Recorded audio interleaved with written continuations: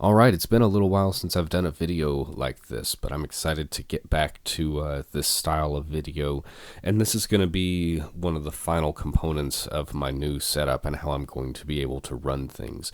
So in one of my last videos that I did, I showed the SSL2 Plus, which is actually just right over here. You can see that's what I'm running to left and right. You can see the yellow and red inputs on 1 and 2 right there. Then I'm getting my headphone mix from that.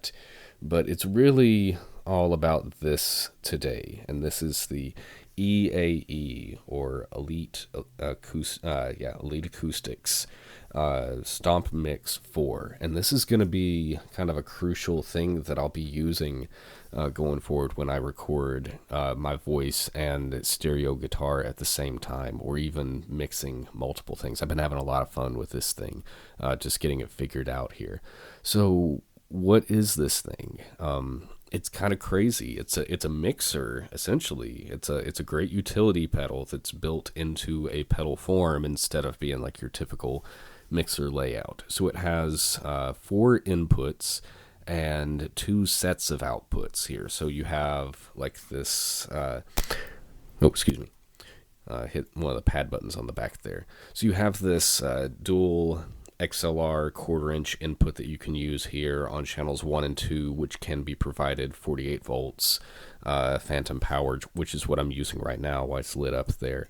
On the back you have channels 3 and 4, which are 1/4 inch inputs. You have a pad for channel 1 and 2, and then input gain for both of those. What I'm doing here, the white channel 1 cable that I have here is my Audio-Technica AT2020 microphone that I've used for most of my videos, and then the yellow cable coming in is actually just a SM58, which does not require phantom power, and I've kind of got them like angled pretty much just like right together here. So I'm kind of talking into both of them simultaneously, and I'll do a little bit of sound experimenting with these. But this thing is super cool. Again, it's just a mixer, and so we do have built-in delay and reverb, which we'll take a look at. I can do some panning stuff, but it's just so cool, the options you have with this. And this, I remember when it came out and seeing it and thinking, oh, that would be cool. I bet I could think of a lot of uses for something like that, but it was not on my list of things to try to seek out and invest in. And I really just found this one on Facebook Marketplace, which in Nashville can be amazing, and so I found this and seemed like the best option to be able to get me back up to something that would be more than 4 channels, and work with my SSL2 board little thing here. So again, what I'm doing right now is just my 2 microphones running into this. I've got nothing into 3 and 4. I'll get into that stuff later. Everything I'm going to cover on these 2 channels would apply to 3 and 4, except that you're going to have like some kind of volume control coming in or something. So these 3 buttons down here are going to be super important, and then the encoders right here for each of these, channel 1, 2, 3, and 4. If I unmute these, you can see the names on them there. You just hold down the button to mute and unmute, or the encoder. So I'll be talking about that. In fact, let's go ahead and see what just channel 1 sounds like. Okay, so this is just the AT2020 that you're hearing right now. And if I do this, now you are hearing the SM57. So you hear there's a lot less noise.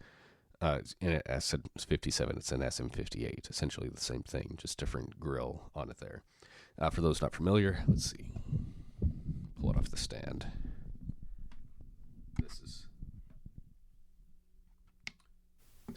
This is what I'm talking about. And let's just see it one more time. All right, so back here you can't really hear it at all or anything, but as you get closer, you can hear that, and I'm like holding it right up against my mouth pretty much at this point to get this sound. So let's do a little bit of, I'm going to get this put back on a stand here. A little bit of messing around here. I'm going to go back to channel 1, since that's the one that you can hear me probably the best with.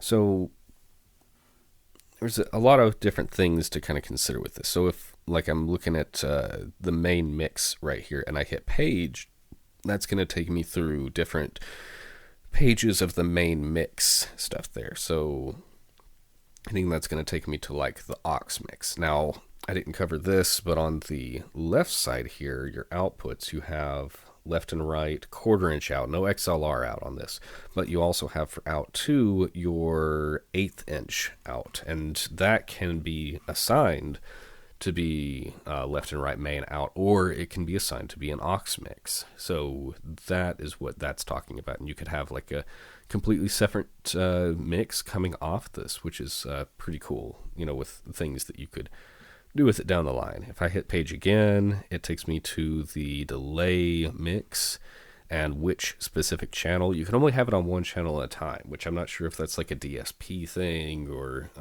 what, but it would be cool to be able to have like a delay that could cover, you know, all 4 of the channels. But I mean, I can make it happen if that's what I wanted to happen. And then one more time you hit it and it takes us to reverb send. So I'll cover that stuff here in just a second, but let's take a look at like just the channel 1 on its own. So if I hit the encoder, then it takes me to the EQ for it. So if I drop it down, it's going to add bass to the sound. If I bring it up, or no, excuse me, if I take it down, it's going to subtract bass from the sound. Duh. If I take it to the right beyond noon, it's going to start adding bass to the sound. I really don't need this much added to my voice here, so I'm going to cut it back. Let's see.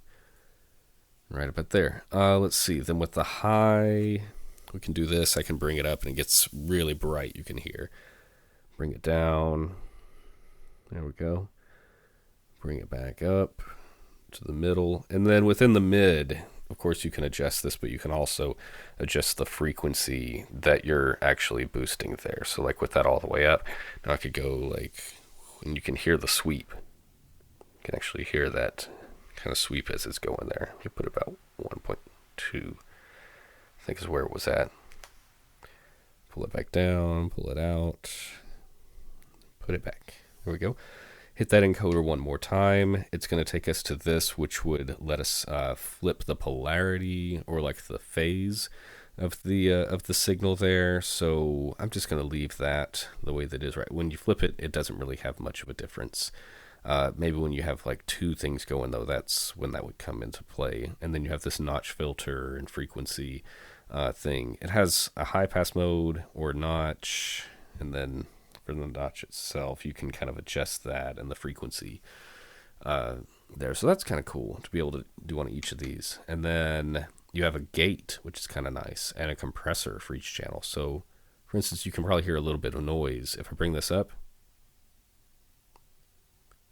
slowly, see at a certain point, it starts to hear, or it starts to kind of go beyond that noise floor. Now you can hear the noise kind of come back in whenever I'm talking, and it might cut me off a little bit, but you can see that gate closing whenever I'm not speaking, and it gets like really silent. And then of course, got to set the sensitivity of it so it doesn't sound like it's opening, closing too much there. I would rather probably just leave this kind of on the low side there. The compressor, it's effective. It's not crazy though, just having the one sound on it. There we go. Yeah, sounds like it's bottoming out a little bit whenever I have it like all the way up there. So let me turn it back down. Be a little bit more natural. Okay, and then it cycles you back to the EQ there. So I could do the same thing with channel 2. Let's see. So I'm back to so now I'm on the SM58 microphone that I was using there. So again, I could go here, cut my lows. Doesn't do a ton. Boost my lows. I feel like that's more effective. Do the same thing with the highs. Cut them down. Boost them up. You hear that pretty high there. Set it back. Mid frequency you can kind of mess around with. Same thing there, from kind of telephone-like. Let's see, set it back. Polarity, I'm not going to mess with that. Gate, almost doesn't make that big of a difference. It's not catching that much. I feel like the gate might be more effective on this microphone. So just something to consider. And then let's turn up the compressor, see if it does anything. Not too much. Not too much. Let's just set everything back down. Okay, and let's bring back in both of those now. So just holding down the encoder brings us back to this. So let's dig into some of this stuff too. Oh, I feel like the system is kind of important to cover. So like right now, if you hit the system button one time, it's going to bring you to this input meters thing, which is really nice to be able to monitor. Now, obviously the furthest to the left, that's channel 1, then channel 2, 3, and 4 would be beside that. You really want to aim for getting around that minus 12 dB range. You can get it to go above that quite a bit. I'm not going to do it right now, but it'll go yellow and then red for peaking there. So this is a great visual cue to be able to just make sure that you are sending good signal to whatever the next source may be. So I really like just having this on. Memories, this is going to be where we can have like different memory recall options. I've been messing around on memory slot 1. All the changes I've done, I'm just gonna go ahead and store that. You see it flashes, gets that little star, and that lets us know where we're at. The star means that I have things saved on that memory slot. I don't have something saved to spot 6, 7, 8, 9, or 10. That's why there's a minus there. A star next to those. So I've just messed around and come up with things. I can clear out the spot by holding that button or recall things. After that, oh, this is kind of fun. The assigns. So this is where you assign what these two switches do. They can, let's see, are they labeled? Yeah, they're labeled A and B. So right now it would change the memories up and down with those two switches. If you go over one, then it's kind of like a channel 1, channel 2 sort of thing. Let's see. Yeah, so channel 1 is off, channel 2 is on, channel 2 is off, channel 1 is on. So, you know what? Let's, I might leave it on that one, but let's go ahead and look at the other ones. Right now, this would be like 1 and 2 are on, 3 and 4 are on. Kind of 1 and 2 controlled by this, 3 and 4 by this. And then, let's see, this would be like 1 through 4 on and off, and then you can have effects on and off on the B. And then this would be reverb on and off, and then tap tempo for your delay that you have right there. I'm going to put it back to this, channel 1 and 2, so I don't have to keep just tapping on those encoders there. So let's leave it like that for a moment. Back to pages. So again, just that's a nice kill switch for me there. Be able to mess with those. Let's see. If I take a look at the page parameter here. Oh, this could be fun. So let's see. With channel 1, you can hear the pan. I've got my pan on the audio. I'm using Logic. Already kind of panned kind of hard left and right. So you hear me mostly on the left. This would be where I'd recommend using headphones. I'm on the left. I'm traveling to the right. Now you can hear me in the right headphone.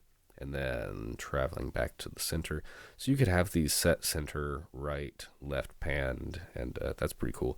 And then I have that other option there. So let's hear this on like the SM58 now.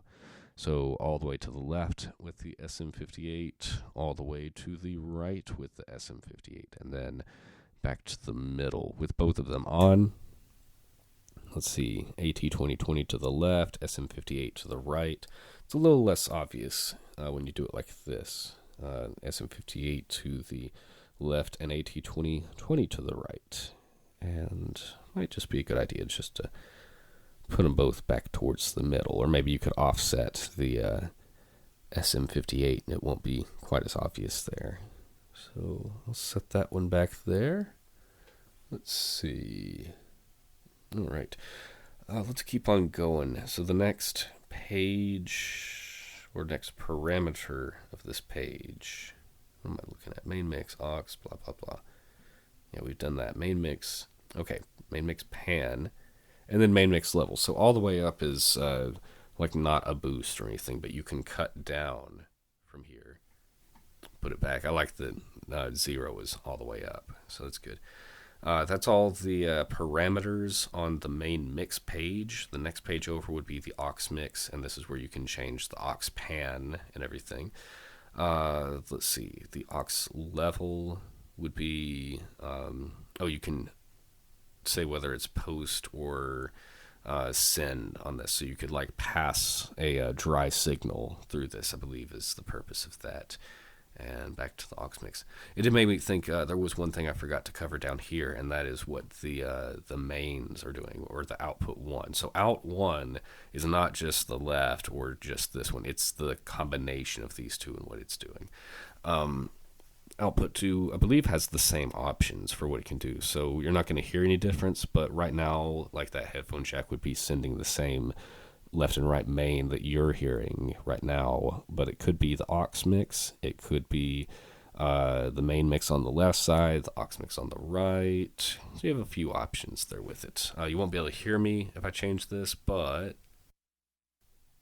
looks like it's the same. And you hear how the main mix is just coming out the left right now if you're listening with headphones. Back to the main. Okay. Let's go back here with the delay. So I could turn up the delay for just channel 1. And you hear just a single repeat. Now if I want to adjust the parameter with that, so I turn it down a little bit. In fact, let's do this. I'm going to put it on channel 2 so that it's on the SM58. All right. And within the parameter here, I can turn up the repeats. Let's give it a clap. More. There we go. And let's see if I turn up the lo-fi. More repeats. Let's adjust the time. It's at 1 right now. Here's 3/4. Here's 2/3. Here's half. More repeats. Here's 1/3. Here's 1/4. Whoa. That's as fast as you can go. Turn up the BPM. Go back this way. Interesting. Cool. There we go. And you can just get that kind of going in a loop.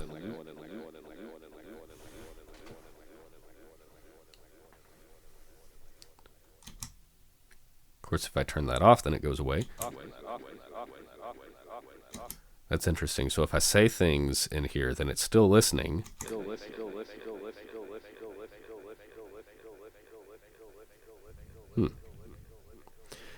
So you see, how that could be its own, thing to get lost in there.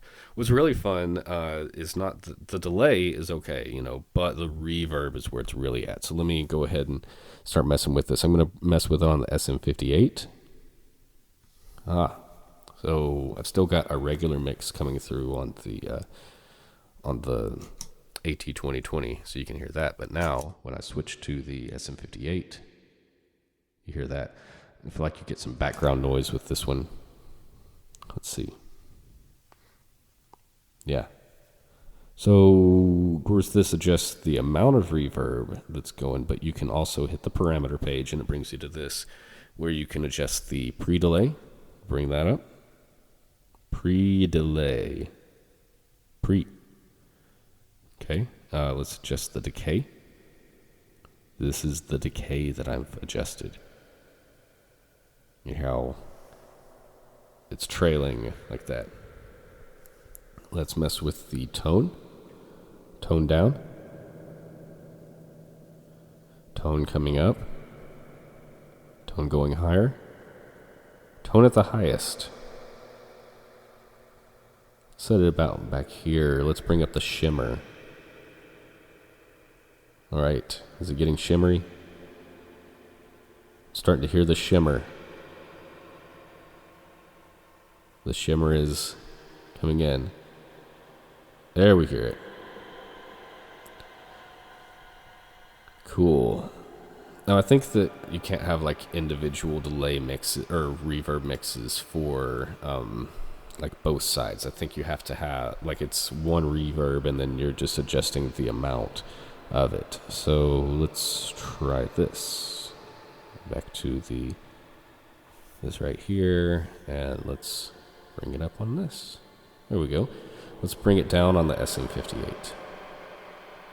Okay, so now I have reverb on the AT2020. Cool, and let's bring up the reverb on both. It's kind of interesting.